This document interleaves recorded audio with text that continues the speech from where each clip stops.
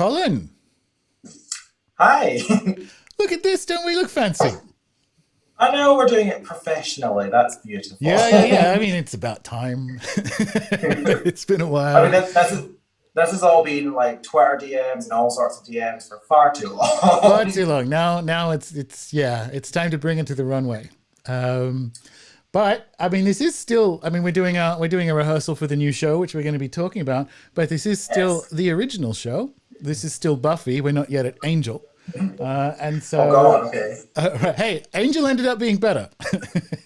I listen. You give me season like five of Angel any day. That was chef's Correct, kiss. correct. Come on, But like come on. this is still Rune Soup, and you're a first time guest, Mr. Alexander. So hit me with it. Were you a weird kid?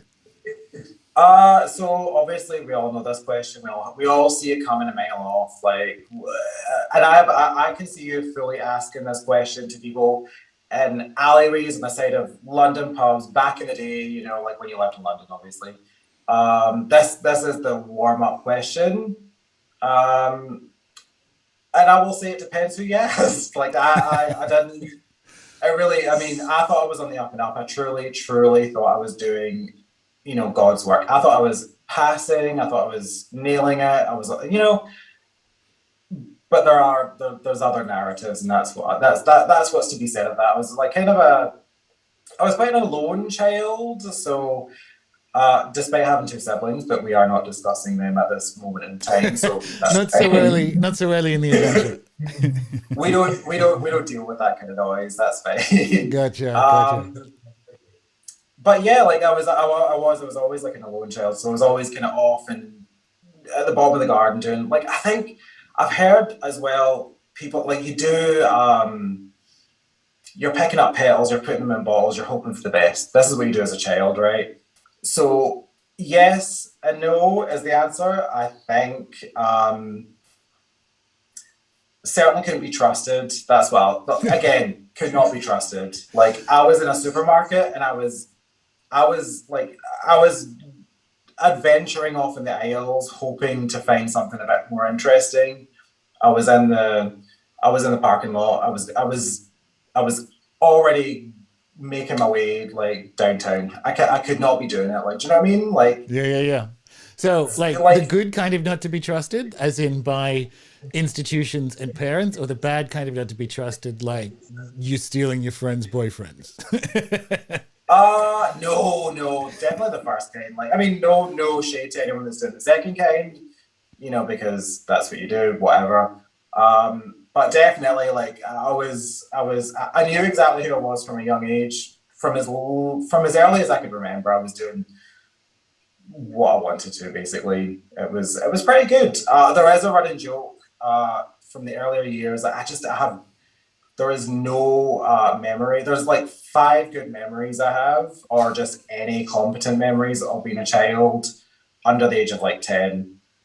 And there is a running joke that I was like a changeling, and I've not decided where I fall on that. Like I'm like, well, do I play up to this or do I not? Like, So, is it memories that you only have a few memories of your like previous to 10, or is it other people can only like slightly remember you before you were 10? no, I can remember then. There are people that walk up to me to this day because I've kind of stayed in the same kind of zone. And they're like, "Oh yeah, we were childhood friends," and I was like, "I have no idea who you are." Like, or just like family memories. And I'm just like, "Great, yeah, that sounds like it would have been fun to have experienced, but that was not my experience." Like, just a very like just a little memory recall. But the things I do remember were me being very specific. Let's put it that way. Like I knew what I was doing. I knew what I wanted, and it wasn't often what my parents wanted, and that's Very good, very fine. good. So I want to ask you. I want to pick up on the memory bit in a second, but and then I'm going to ask you about the area that you grew up in and slash still are in. But Yes. memory, especially childhood memories, fucked. I remember this misremembering. The first time my parents took us to Disneyland, I would have been 14, so I was slightly too old for it. But I have two younger brothers, and the middle brother, like I had this weird OCD thing in my head where I'm like, I want to be the first person in the family like into Disneyland. like through the gates from the car park into the gates. No reason. It's just you. That's a pointless competition between siblings, and so I did. I actually like set foot into Disneyland before my middle brother, but he remembers because he had the same thought because we're from the same family. He remembers him being the first person through, and we had like several years later when there was no point at the time, but several years later there was especially no point to this argument. But he's like, no, I was the first one through, and I'm like, I think you find you weren't. I have a distinct memory of thinking about it all morning, and he's like, no, so do I, and I'm like, what the. What is this? Is this some sort of Mandela effect? What's going on? But I think it's just memory is treacherous bullshit, and especially when you're that far back. So he and I both to this day, I'm sure if I called him up, I'd be like, I was the first one into Disneyland, and it would be on again, because he'd be like, no, I think you've been. And when it turns out we were both wrong during this argument, Mum was like, I visited on my own in the 70s, so you can both go home. She said, guys, I don't want to hear it. I don't want to hear about any OGs. It was me. That's who it was. Yeah, no, totally. Yeah, like I have memories of, memory as kind of bullshit. I have memories of that kind of late 80s to early 90s, like fashion illustration art that people would hang on their walls. It was just like an eyelash. I think you'll find I'm 25 years old and have no memory of that, but go on. I mean, I myself am only just 19, so it's fine. And I have this, and there is an Angelica Houston situation in here. I have a very physical memory of this style of fashion, art or whatever. And it's the Ice Queen from Narnia and all that kind of stuff, but it's clearly just a painting. I questioned my mother about it, and it's clearly just a painting that she had. And I was like, no, I fully looked out a window one night and saw this bitch coming down the street, ready. Like she was on a mission. I didn't ask what she was doing. I closed the curtain afterwards. That's like a childhood memory, but she's like, no, it was just a cheap Vogue painting, from 1987.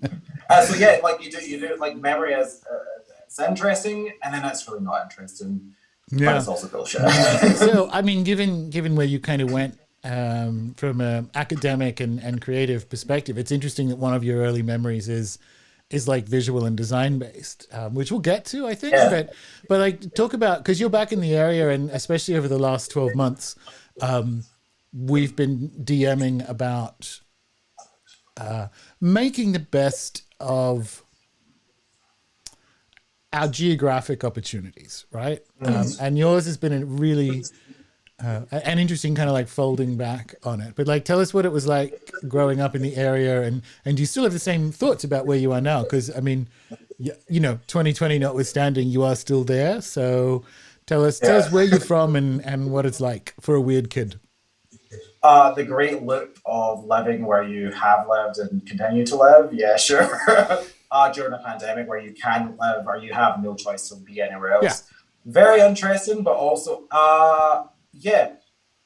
it's like for me here, it's Scotland. It's kind of North Glasgow. There's a lot of, this kind of shady that two parents would move a gay child from the city centre to a place called Milton of Campsie, which is where I live. When you grow up kind of like this, and it's Milton of Campsie, it's just come on, I did not stand a chance. And also the sort of the etymology of Milton of Campsie is crooked ferry path, which is rude. That's rude to me, personally. But that needs to be so obvious. Yeah. I mean, come on the nose, I would say. Growing up, so it wasn't one of those angsty needing to. I kind of had designs on traveling and going places. Anyone that grew up in my sort of phase of life that watched silly sitcoms, you're like, yes, I'm going to go and live in New York. It's going to be fine. Don't worry about it. But there was never a sense of stuck in a small town. Kind of as you for a 30 plus year experience, there's a push and pull of the situation. In the last year, I think I've been massively grateful for it because literally I've just retreated into the woods and the hills. Just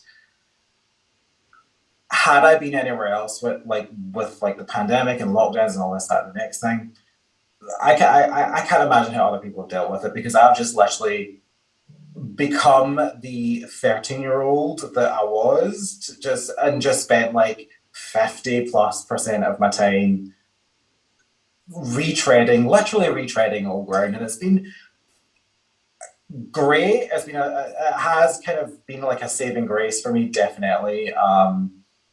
So, and also I've just moved back into a flat that I lived in 3 years ago. So, in this village, it's definitely you grow to appreciate what it is that you know. I think even when you maybe are.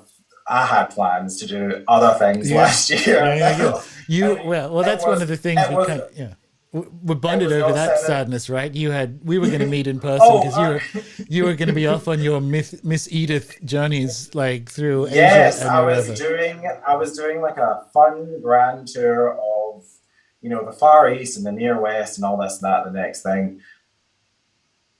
And I think that the elements of what I was planning to do have kind of happened just in a very different way. And I had visions of Cambodian temples and tree stumps, and it turns out that tree stump was just the tree stump in my back garden, like 20 feet away from me in the trail that I walk almost every day. So it's a mixed bag. What can you do? I am grateful for it and I love it. I've never felt more as a person just doing what I've had to do for the past year. And that is kind of like, that is interesting to me anyway. Well, that's one of the things we'll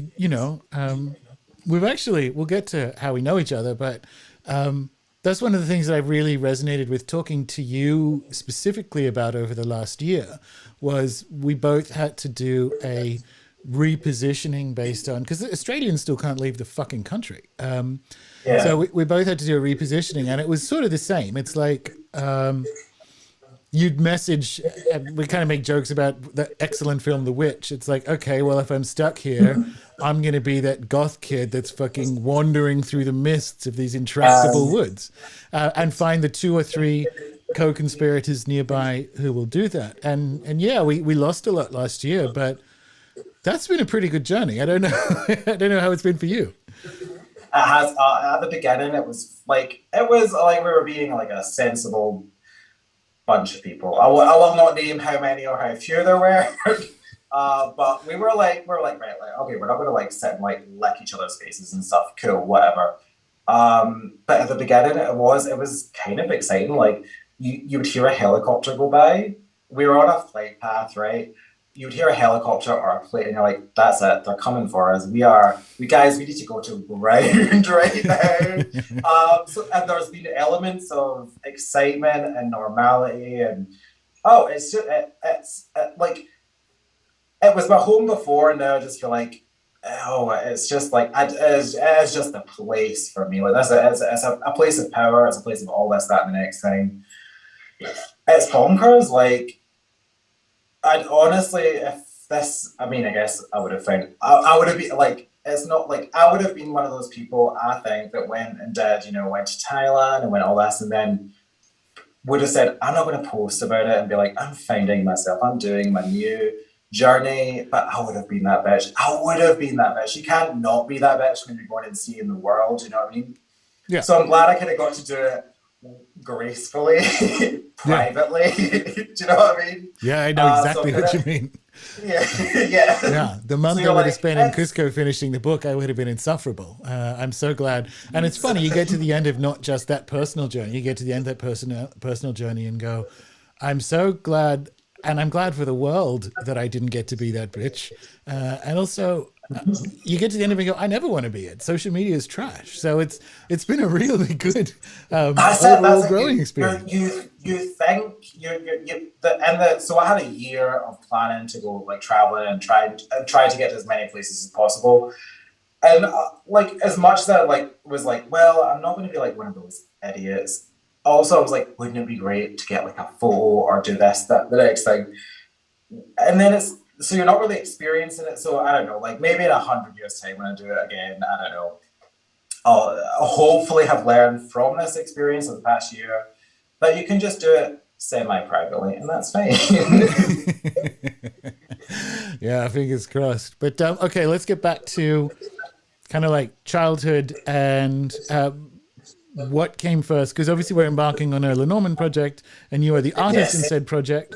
So coming back to the weird kid, did magic and strangeness happen first, or did art happen first? Take us through like that phase of your development.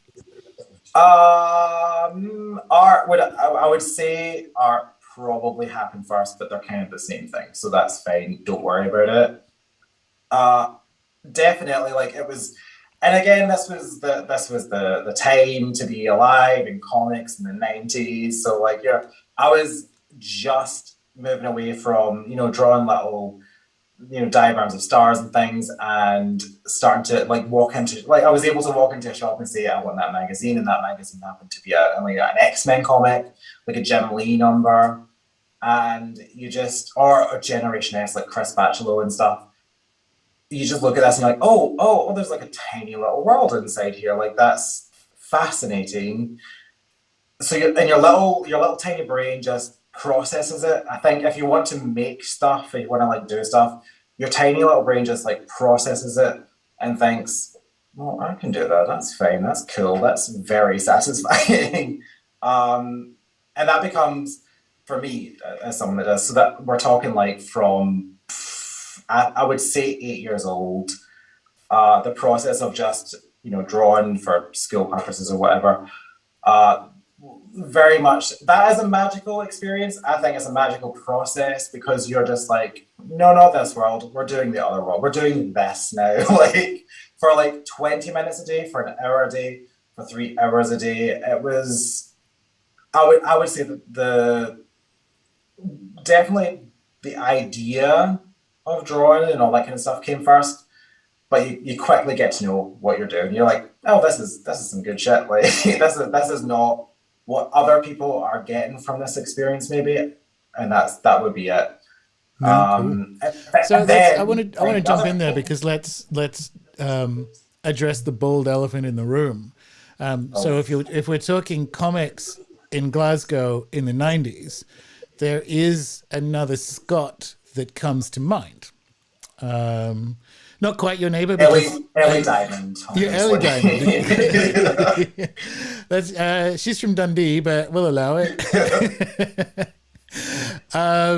Did you? Because this is interesting. Did you? Would you? One, did you know Grant Morrison stuff at the time? Because I wonder if that's electrifying as you develop into like, oh, I want to do this kind of comics art and similar things as a career. Is it kind of weird to know that, well, in fact, one of the biggest names of the time is not quite a neighbor, but not a neighbor. I mean, he's closer than Alan Moore, right? Yeah, a wee bit. Yeah. um, No, no. So my like until like I didn't touch Grant Morrison until like X-Men 2000. I think it's like 2001 or something like that. And I had like I had no idea that comics were doing different shit in different areas and different genres. I was like, I had my three comics and I was quite happy with that. When I did eventually, so that was later in life. Obviously, I was like, that was. I remember actually because that was like the first X-Men movie. There was massive like PR kind of campaigns that you don't at that age at that time, like the late 90s and the early 2000s. You don't realize you're being worked on by like these like so it was like, oh, you like the X-Men, you're going to watch the movie, you're going to have to read the relaunch, you're going to have to do this, and also, are you done collecting your Batman and Robin pogs? Like, it was one thing to the next with these things. So getting to Grant Morrison and then reading that kind of material was very, very interesting. I was like, ooh, okay. Like, it was I would not profess to be some kind of deep and meaningful, like, in my childhood, just reading Mouse or whatever. Like, I was not that bitch. I was reading pretty pictures, hoping for the best. And then I got to that and I was like, yeah, that's pretty. That is, I mean, my tiny great gay brain was doing psychedelics all of a sudden before even touching psychedelics. So it was pretty good. Like, and the idea also that he was Scottish hadn't actually, that again, like, so I just, like, apparently in the first half of my life, I just consumed media without really considering it, which that's also what you do as a kid. So I did, like, it took me a while to cotton on that he was just, like, he was from, like, Glasgow and all this. So when I did, I was like, oh, and then also that was actually, I don't know, that may be something to talk about later, but when we first discussed the project, like Lenormand and all that, I was sitting in this cafe in the city centre. We were talking about, all that stuff, like the impossible, the invisibles and everything. And I was like, oh, like, two buildings away, like, the final issue would have been drawn because that's where, like, Frank Whiteley has this. So I was more like, for me, the focus was more illustrators, right? Sure. So that's where the final issue would have very likely, if not definitely, been drawn because that was where his studio, he shared it with a bunch of artists.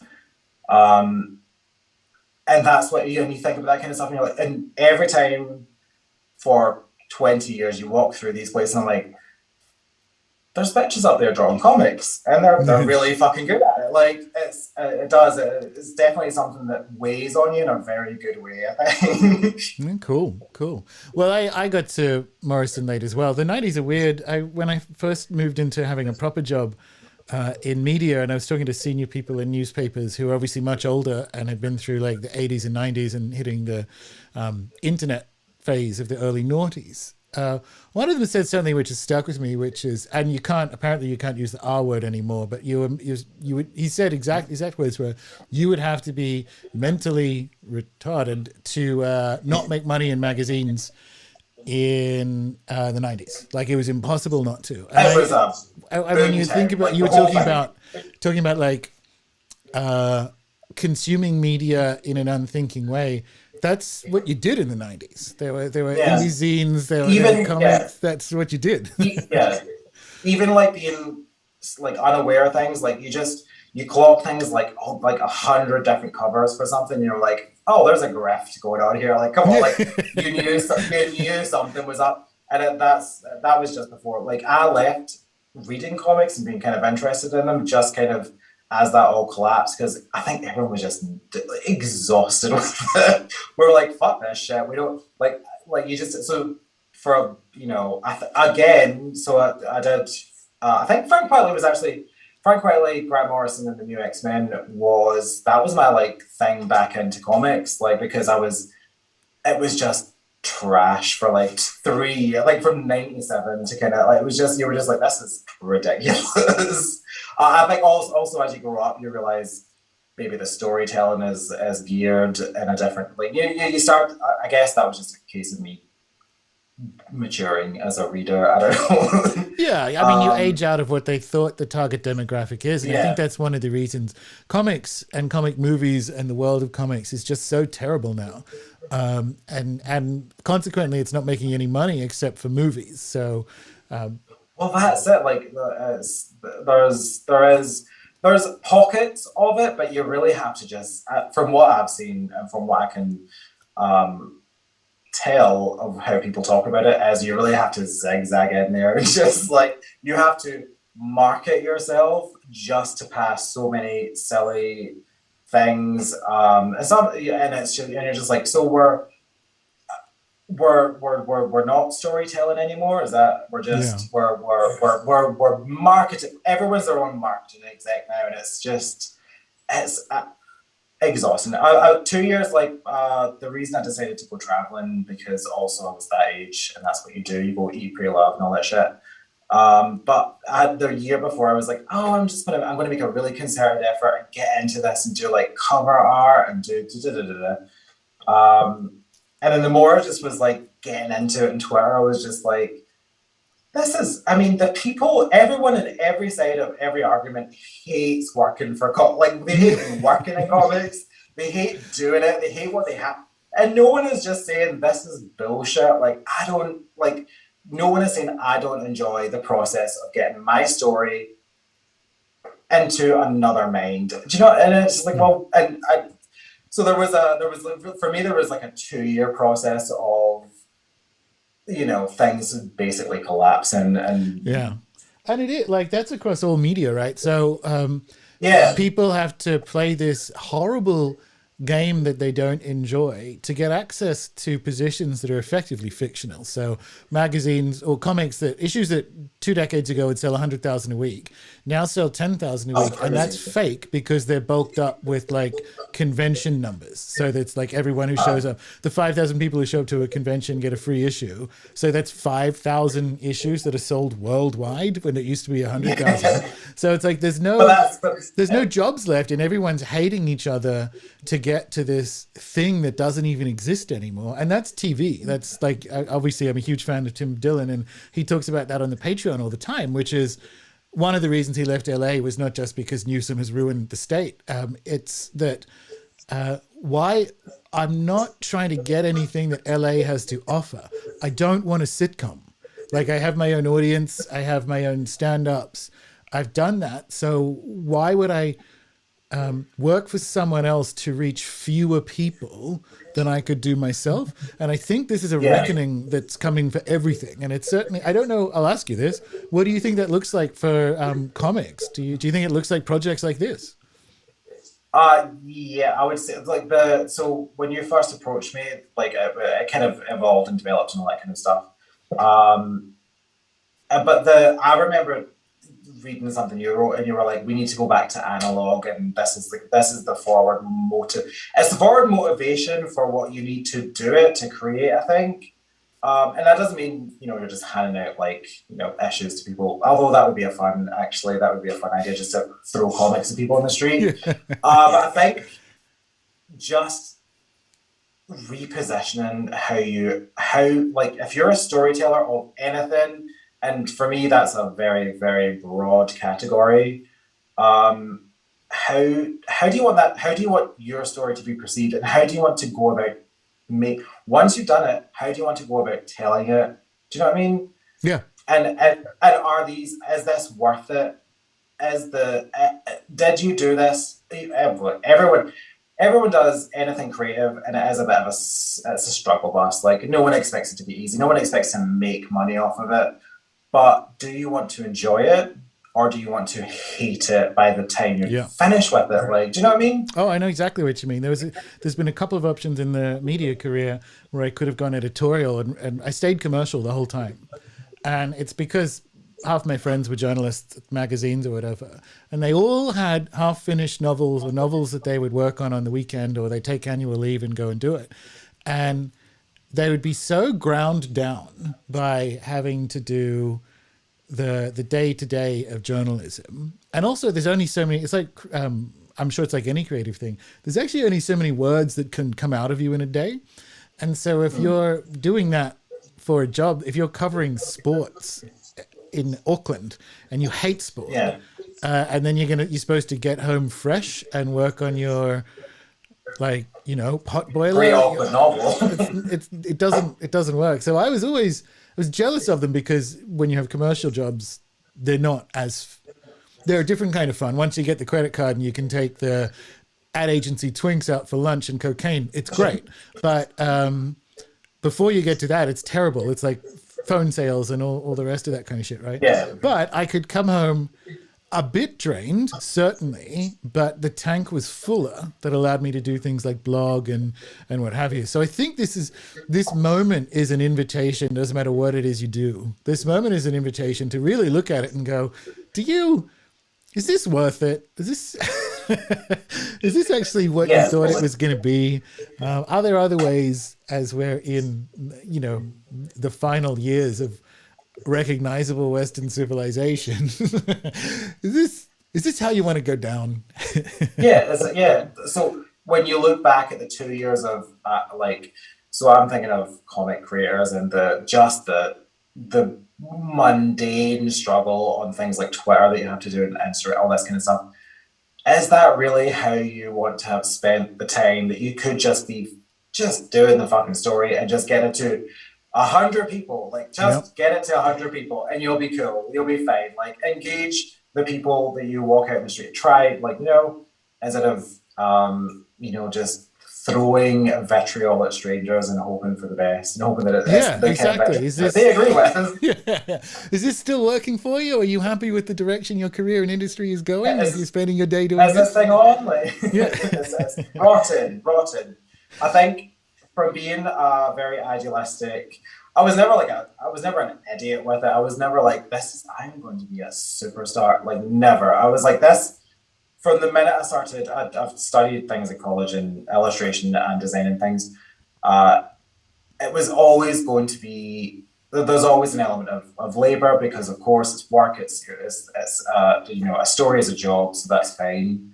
But the added layer of what we have to do now, just to like pierce the layer and get seen, is like, oh, we're all just performing a kind of, I can't, like, they use, like, I mean, I guess for a period you used to just hire people that would do this for you. That there was a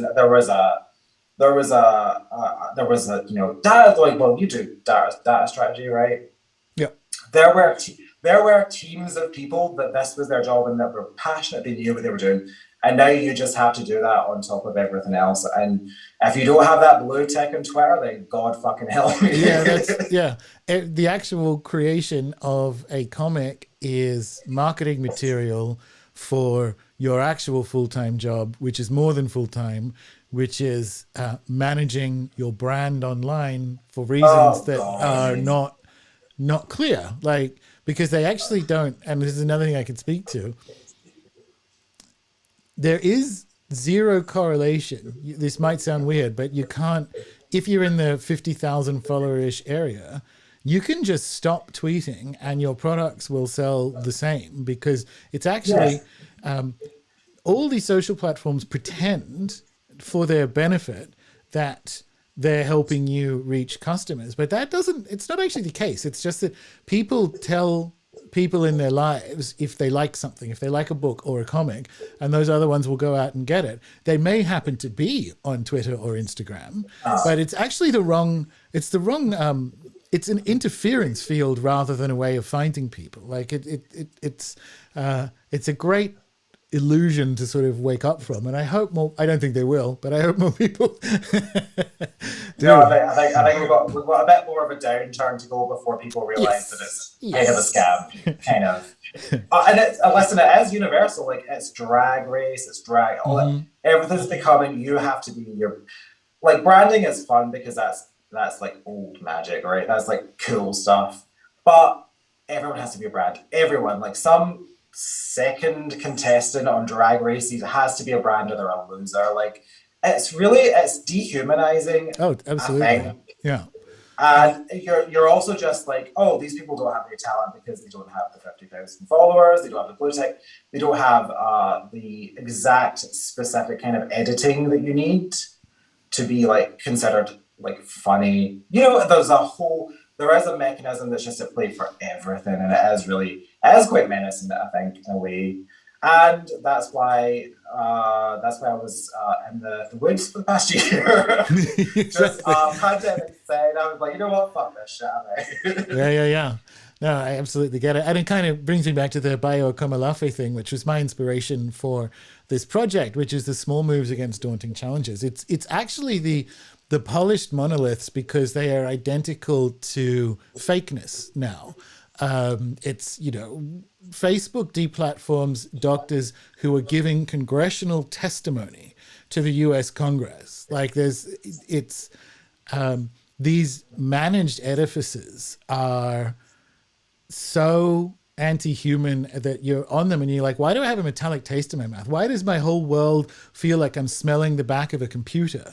And it's because you're in the presence of that and you're looking for something else. So one of the things I'm really interested in is what we can kind of, how we can use these increasingly complicit and compromised digital platforms to promote something like the Fortune's Fools project of bringing people together in time, if not in place. And I think, and I don't, and crucially, and this comes back to managed brands and data teams and the rest of it, I don't know what that's going to look like, because if I knew what it was going to look like, it would be part of the old story, because part of the old story is 5-year plans and managing, rather than like being present, right? Rather than like being present or making sanctuary in the cracks, which Bayo Kamalafe says without irony.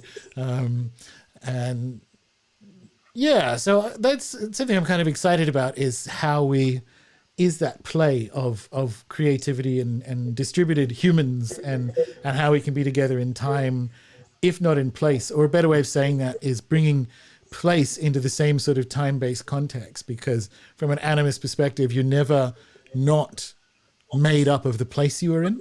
So a Zoom call is kind of interesting from that perspective, because yes, it's humans coming together in time, but it's humans who are relationally composed of their places. So you can, when you even just open it up to that, it's like, wow, my river is on Zoom. Like that's, and I feel two things about that at once.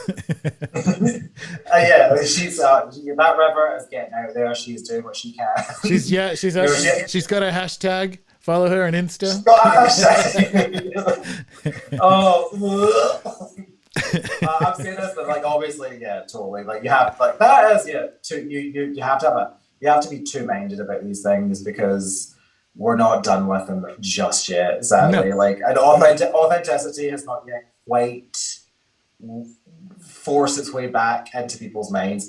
Like we're really just at the nadir of things. Like we're just nearly getting started, but we're not quite there yet. Yeah, I think so. But we can be there, you know. Oh no, I mean we'll just solve it for everyone, Colin. This will be fine. Oh yeah. I'm just like, as I'm looking here on the green screen, I'm just seeing the drag race YouTube video editing, so it's like little, text messages and all that kind of stuff. Anyway, I'm gonna go and leave. Let's talk about magic then. When did you you read Grant? Did Grant get you into it? Did you find other stuff at the time? When did you start kicking the tires on that kind of stuff? And actually, adding to the weird kid, there was no, other than seeing some sort of Angelica Houston poster out the window. Any other kind of like high strange stuff that pulls you into fucking about with that stuff? When did you first put on the witch fingers? Oh God, the witch! Come on, now. I wish I was wearing them. So obviously, I'm a child of the 90s of an indeterminate age. So there was no chance for me. There was no option. Like I was getting Sabrina, I was getting Buffy, I was getting The Craft, I was getting Practical Magic. It was young enough and old enough just to get the full fucking spectrum. So that was the introduction to like the form of that kind of stuff. And like I get the branding of that kind of stuff. I would say pretty late on. So I was just like, got that stuff. And then the minute I was able to just like leave and go into the city, like to go to a bookshop, that was like, and it wasn't great to begin with, let me tell you. It was looking at books about your star sign and stuff, like your zodiac. And, you're basically like your first forays into looking into these things as looking into yourself and like, how is this about me? Like, you're like, how does this apply to me and how am I the star of this? But definitely those kind of things were the introduction to the idea that magic was not just something you did at the bottom of your garden. It wasn't just popping a petal into like something and hoping for the best, or just feeling or having really weird dreams, or having really odd misremembered memories. And then it was like the sort of, I would say it was your sort of early puberty where it's like it's sleep paralysis experiences where you're just like, what the fuck? Like you really start reacting, which is a thing that you do. You start reacting to things that are happening to you and that you're experiencing, and hope like you start reaching out in different avenues than just watching a really good episode of Buffy.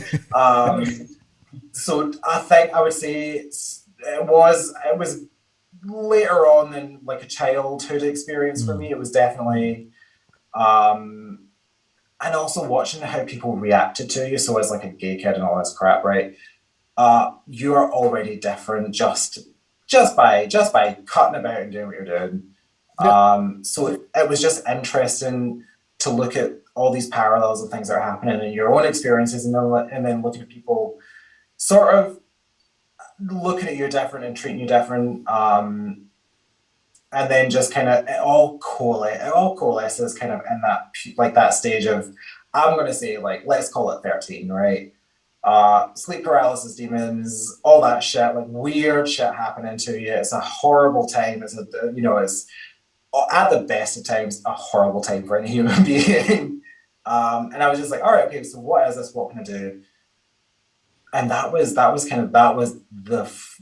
first point, I think, that I can remember, where I was like, how can I reapproach this from what I've been taught, or from the world I've been brought in? Like, what am I doing here? What am I going to do about this? Yeah. And it's just been like a spread out from there, basically. You're right. There's absolutely no hope for early millennials. Buffy, Not Angel, Buffy, Angel, The Craft, Charmed, even some of the weirder bits of Deep Space Nine. I would also throw other ones in there that I used to watch, like watching Twin Peaks too young. There was a whole bunch of stuff that happened in the 90s where it's like, if it was an accidental MK Ultra project to make witches and magicians. 100%. Like, if it was a real MK Ultra project, they didn't make very good ones. So that's why I think it was an accident. But there's kind of no hope. And it's really interesting you talk about it being involved in your identity formation, because it was for me too, to the extent that it took me too long to work out I was gay, and I'd been with guys beforehand, which is I just thought I was cool, right? Because I'd found magic first, and that allowed me this kind of like really shitty take on like 90s chaos magic identity, and how there's no, like, it's not like a fixed gender thing. Maybe I'm bi or whatever, but I associated my uniqueness compared to my peers with my magic. They all worked out that actually quite a lot of it was because he's gay, and we'll just wait for him to work that out. But magic kind of literally got in the way of it. And then it was, I had an ex-girlfriend who was also gay tell me, we should talk. And then she had to explain it to me. I'm like, I see. You may be onto something. But magic got in the way of me realizing that, because that 90s brand of magic afforded that kind of identity refuge for the different. Yeah, totes. And it was, but then it was all, totally. And it's like, oh, but I'm different, so that we don't have to think about anything. So I'm different, but I don't have to deal with this right now.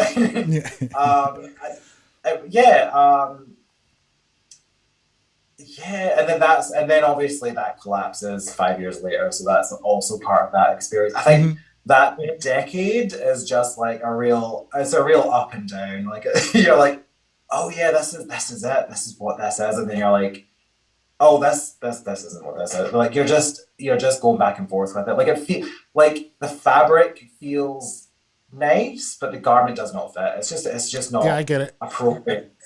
Do you know what I mean? Yeah. I keep saying, do you know what? I am actually Bimini Bon Boulash. I am a South London. Well, I was going to do a drag reference there. You're talking about the fabric's good, but it doesn't fit. It's like, you can see your padding. It's not well constructed. It's green. Michelle doesn't like it. It's a bit. So you get there, and then that's like, so for me that was that was getting through, I would say, the 90s and then the early 2010s, and then just thinking, honestly, so the 2010s, we'll say, you type in like a selection of like any three occult terms, and you come to two people at that, and it's you and it's Sarah Ann Lawless, and I think that's a pretty good cocktail. Yeah, it's cool. So and you like that's when it starts to kind of really branch out, and you're like, oh shit. So one person's doing one thing, one person's doing the other thing, and you're really seeing the spectrum of what this is, and that's like Yeah. So I would say like my journey was a slog, but like I kind of got there in the end, so that's fine. Well, so speaking of Glaswegians, right? Grant Morrison has, like, that 11-year sun cycle model for understanding motifs in creativity. So the 90s is very magic heavy and even very kind of like utopian space, like Fifth Element and DS9 and whatever. And the noughties can be summed up with Sex and the City.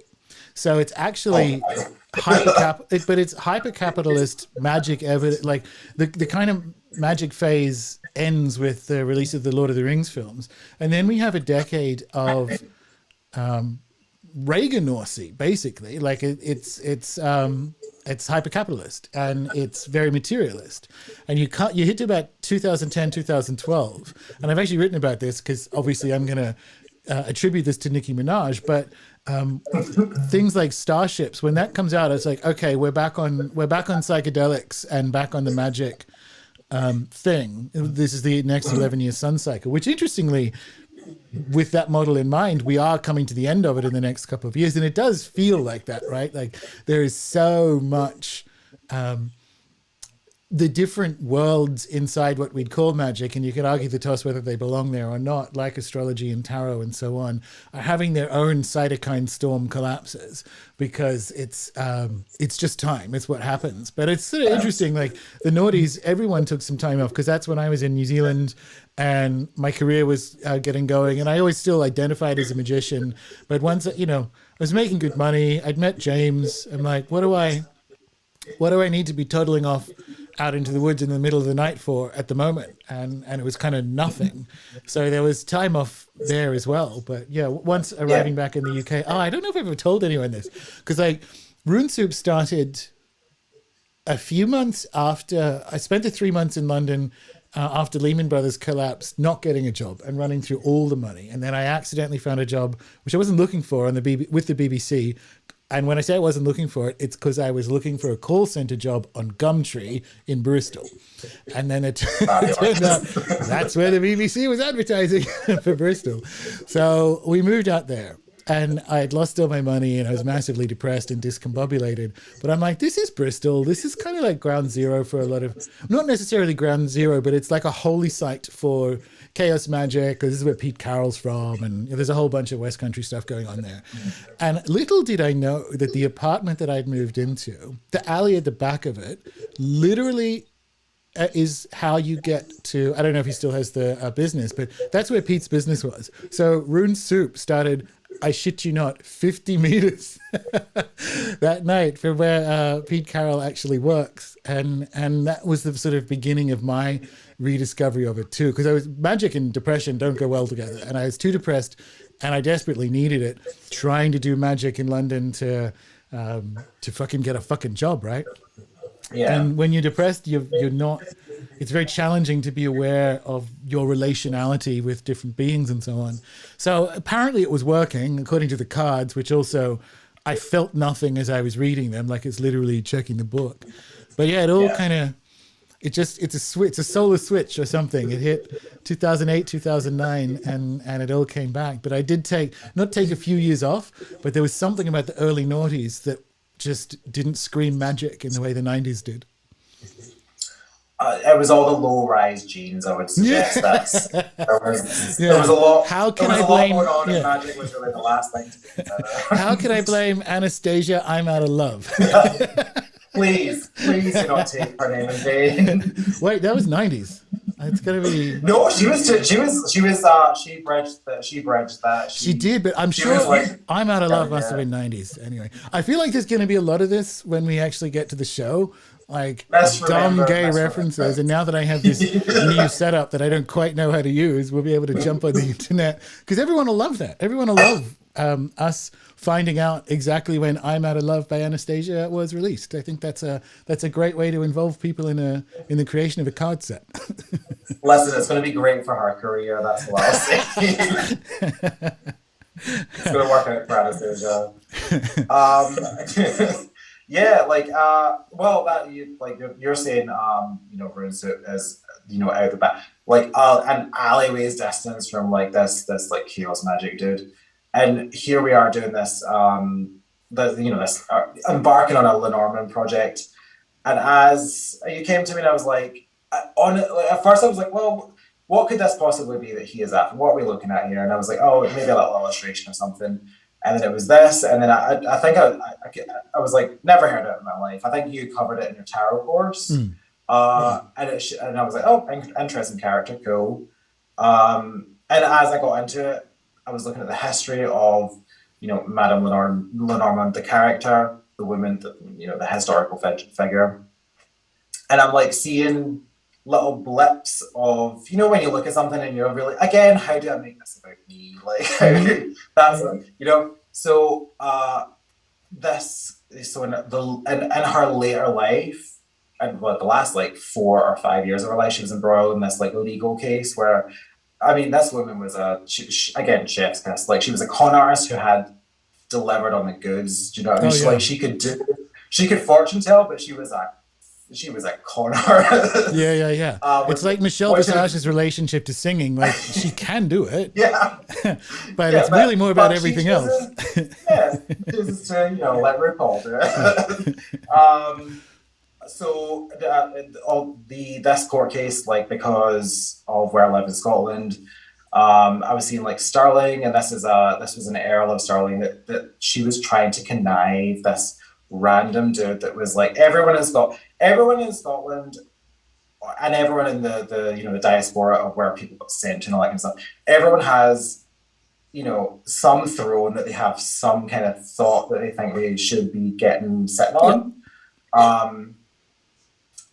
And she had found the one guy that could. She was like, "This is a good one. This one can make me some money."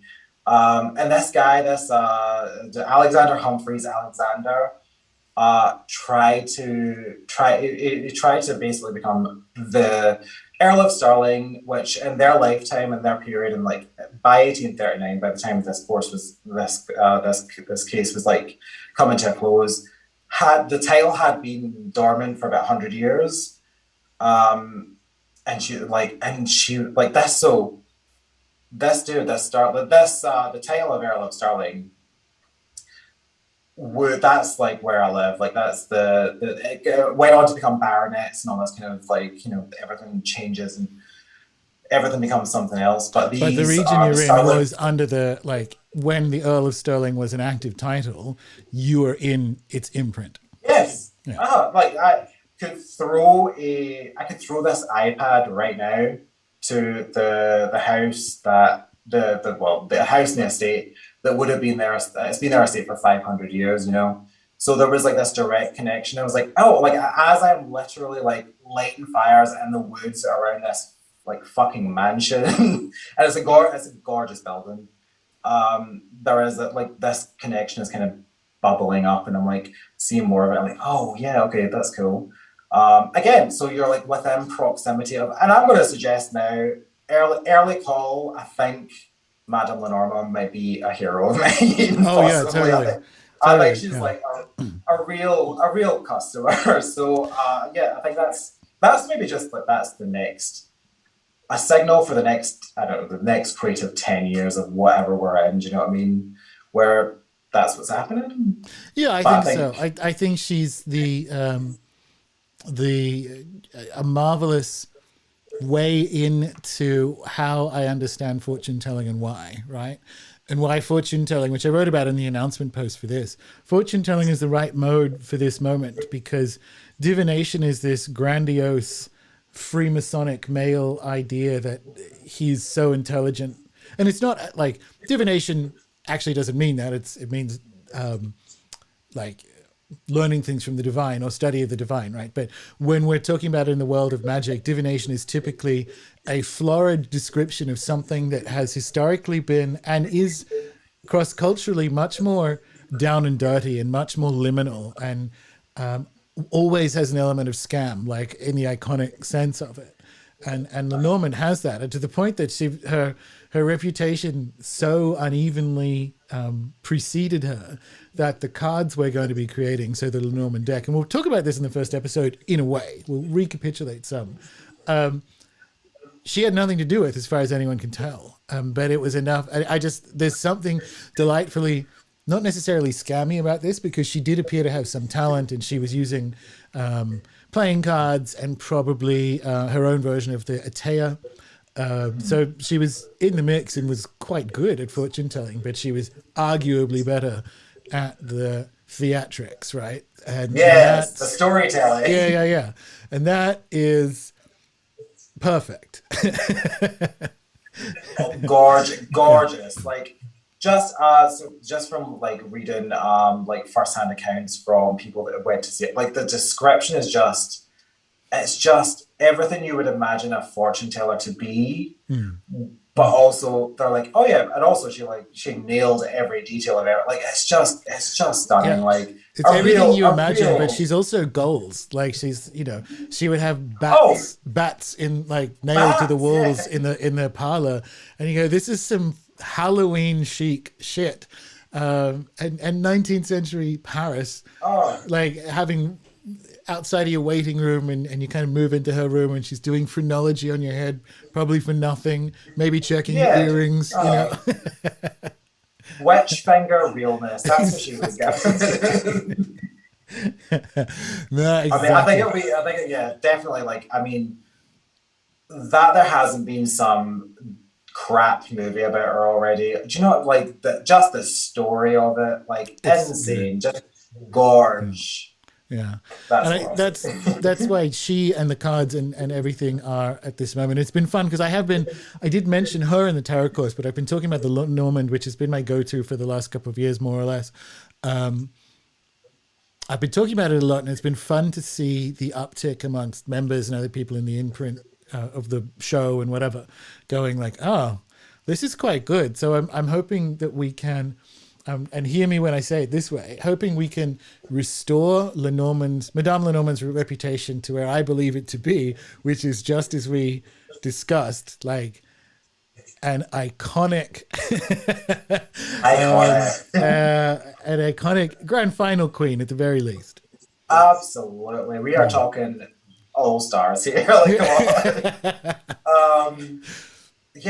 Totally. Like, I think that would be like, yeah. Because a lot of the decks, there's a lot of gorgeous decks as well that exist, like Lenormand decks, but they don't.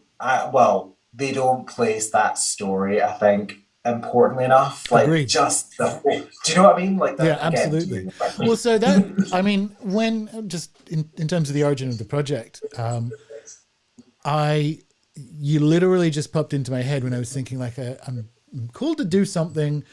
It's collaborative. It's cards. It's definitely not tarot. I love the tarot, obviously. And I'm like, I think it's Colin. And I think it's because we have that same appreciation for a certain type of being, especially if it's a woman. Like I knew you could find my Lenormand. I knew you could find her and be like, oh yeah, I get her. And I'm not sure if anyone's done that. I'm not sure if anyone's done that sort of necromancy. And then it turns out you have a direct connection to the last few years of her life. And it's interesting you say lighting fires, not like around the mansion in an attempt to destroy it. But does that mean that some of the last year you spent in the woods, was that in that same imprint of the former title of the Earl of Stirling? Have you been wandering around the woods that she was scamming for the last year? We were in there, and there was always, again, just because of the situation and like the elements of what we're doing in the last year, you already feel like you're you're an outlaw doing, like, you're just like, just walking in the woods feels like an act against the law, which is bizarre. but definitely we were as I came to understand that there was like this connection like with the estate and with the family name and with her sort of actions to con the face off of them. Like, and we're talking, by the way, we're talking like we are talking billions in dollars, like of the from their tip from inflation. Yeah. Like we are talking. She was It she was was this was the near. heist. This was the Yeah, fucking she Ocean was. 11 shit. She was going out in style. She was not Yeah. having. She was like, I'm going to be having this. But yeah, definitely. Just like literally a couple of weeks, maybe last month. We were doing our usual. We have like, so we've had this year. So we have different seasons. So we go to different places, which are more that lend themselves better to privacy and like fire and firewood, all this kind of stuff. All the nonsense of being a feral bitch in the woods, right? Yeah. No bother, like, and all the time we're like, we're going to get caught, we're going to get caught, we're going to get caught. There is that element of you are getting away with it, which is very exciting. Um, so just this last month, uh, doing what we do, and absolutely no harm to anyone. A golf cart comes out of nowhere, and it's the current laird Sterling. So the titles all changed now, so we don't have Yeah. earls anymore. We do like a laird. And I said to my friend Stevie, who she's just like, who the fuck is this? Like, what's that? Again, because you don't go into these places. You have an idea, but there's no active element of, oh, this dude in the mansion owns everything. Like, you don't think about it. Yeah. And I was just like, right, let me do the talking here. Let's see what happens.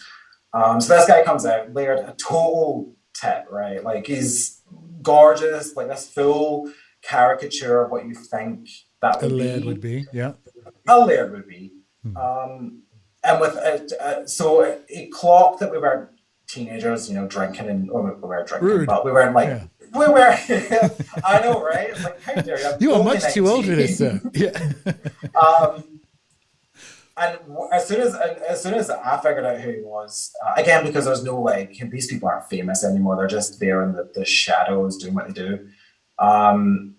It turned into like this interview. Like I was basically a rune soup in him. Like I was like, so tell me, do you understand that? Like, what's happening here? Do you understand the family history? Like, I was literally like coming to the, I was trying, and I was pretending to be. I think I pretended to be like a history, something or other. Right? I was trying to get him. I was basically trying to get him. I was pumping this dude for information, right? And it felt very like, all right, well, like she's not done, and she might have a chance yet. We might sneak her in. Yeah. So So very, very much like my plan is once this is all done and dusted, and we have like a solid deck, I'm secreting her in there one way oh, or let's let another. let's even maybe be a bit more ambitious. Like, is the property big enough to have an exhibition? Can she? Yeah. Well, they used to do art festivals and stuff. So there Oh is no, like let's a get her chat. in then. She'll fucking. That's probably why That she could be. pinged That me would to be. ping That you. would be. She'll finally That would get her be. claws on it. That's She would die happy. She already did. yeah, I would also die happy. That would be yeah. amazing. We may have to cautiously approach them and like with a bit of reverence, but I'm sure they love well, that shit. So they love well. So the history. project, there's 36 cards in the Lenormand, and we're starting with the zero up to, which isn't this one. It'll be later in the week for people watching it. Thursday evening for most people. Yeah. So we've got 37 weeks for you to ingratiate yourselves to them. So, Well, yeah, and I feel like I left him on good terms. So well, now you don't even need to pretend to be an historian. You can say, I'm actually involved in like an international art project that's to do with this woman who was trying to scam her way, yeah. trying to scam this former title out of a bunch of money. That again will be interesting to them. So maybe don't open with it. We got the time. She will guide you as she sees fit because I think it's a thing she wants. I truly, truly feel there has to be something. There has to be like that is it's a good bookend for the story of Lenormand for Yeah, her. I yeah. think. And we will probably elevate her, especially as if she gets closer doing it, to one of those almost, not like Loire, because that's a Vaudun term, but one of those types of beings that are available for people in a fortune telling thing. So like Queen Maria Padilla is a kind of like folk saint for Kimbanda because she was posthumously crowned queen. So she's a queen in hell, Right. right? Yes. And so what's female earl? Is that a thing? I don't know if there was a female earl. There were barons and So baronetesses. Or we might baronets and find her. baronetesses. We might find A yeah. baronetess. She might end up getting a posthumous title and then be Or available as this being. That will be fun. So the robbed, project a just queen got robbed no more. exactly. So the project just got quite necromantic as well as being fortune telling, which feels right. I'm glad we had this call. Correct. Yeah, I'm super looking forward to it. And I think this has been for people. We Yeah. were joking about it before we hit record. This is a dress rehearsal because I don't know I don't know how to use this software that makes it look like I'm in the sea and you're floating above in safety. And you're stuck looking at just me with a green screen behind. So, the It's magic of splendid. cinema. It's- Yeah.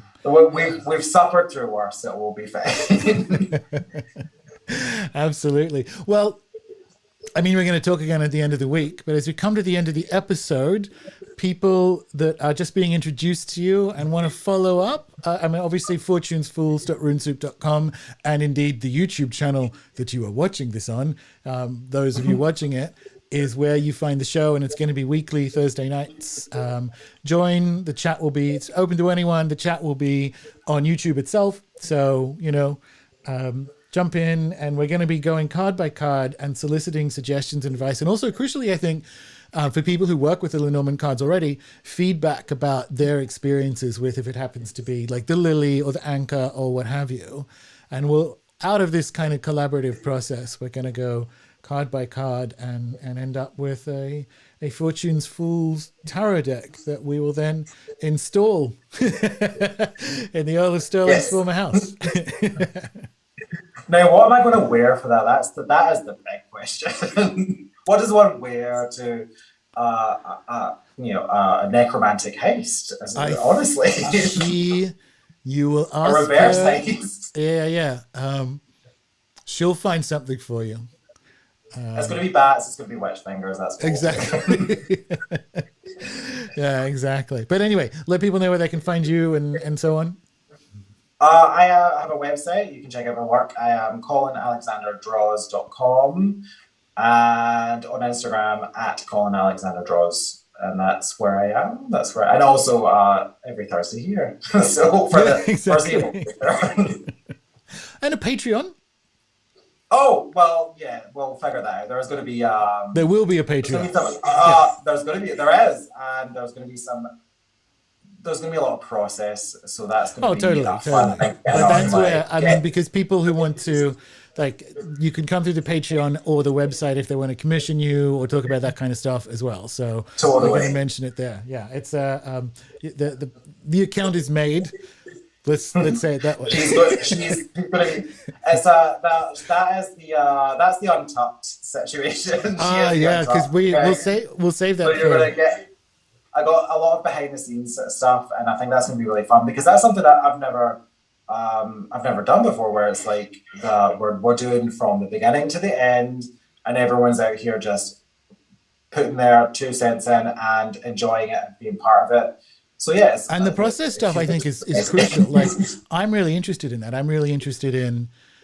So the way it's going to work, because we have discussed this, if people are expecting some kind of Rolf Harris situation where you're going to be drawing on the fly, that is not what's going on. This is a quality production, and what it means is we'll be talking about the Anchor, and then that week soliciting feedback and ideas, and then that week you'll be working on the Anchor, and then we'll be on to the next card come the Friday. But over the course of that week, you're going to be sitting with the ideas and they'll be like, I'm trying this and thinking that. Switch on the camera.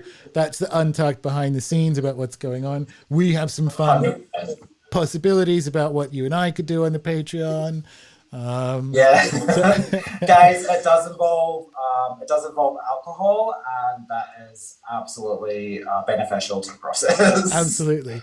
And why that's going to be weird is because for me, it's very early in the morning. So Oh yeah, well it we involves will alcohol and the least appropriate day drinking. The least appropriate. we'll figure out a more amenable time so that we're No, meeting in the no, middle, it's fine. basically. Yeah. They're like, no, no, 9 o'clock in the morning, it's fine, that's fine. Clear the calendar. Awesome. Also, All right. we're gonna Well, say yeah. So this is all going to be in the show notes, of course. And yeah, we're starting this week. I'm super excited. Coming to the end of the Angel course, just finishing up the book. It's one of those which I knew it was going to be, and I will actually discuss it as the project, the Fortune's Fool project, carries on. But some stuff had to happen that kind of like your experience with the shade, literal shade of Lenormand. Some stuff had to happen in the right kind of sequence, particularly angelic advice that came out of doing all the angel scrying as a result of the course that's been implicated that this all had to happen at this certain week. And this is that hyperdimensional week for me where I would have been today, it's Monday morning for me, I would have been in London, but then I was going off on my kind of astro journey through Spain and then into France, and there was a Lenormand aspect of that going on there. So I'm at like that weird 1 year cycle. All these things kind of come together that mean this is the week that it was supposed to happen. Like you were saying before, last year felt like a weird finding a local version of what you were going to find in far-flung yes, corners. There's something about this project that is to do with it, and I don't pull on a thread too much because, again, fortune telling is being present for the moment rather than having a highly confident 5-year plan about where Bitcoin's going or something, which is going up, but that doesn't matter. yeah, I will be doing NFT art or whatever Oh my that is. God, we must an ironic NFT. Yeah, and ironic, like an NFT under protest. Oh my God, totally. NSFW, we're doing the full spectrum. We're doing it.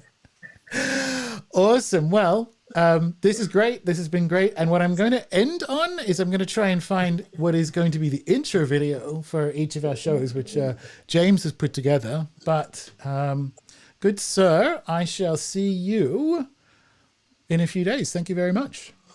See you next Thursday.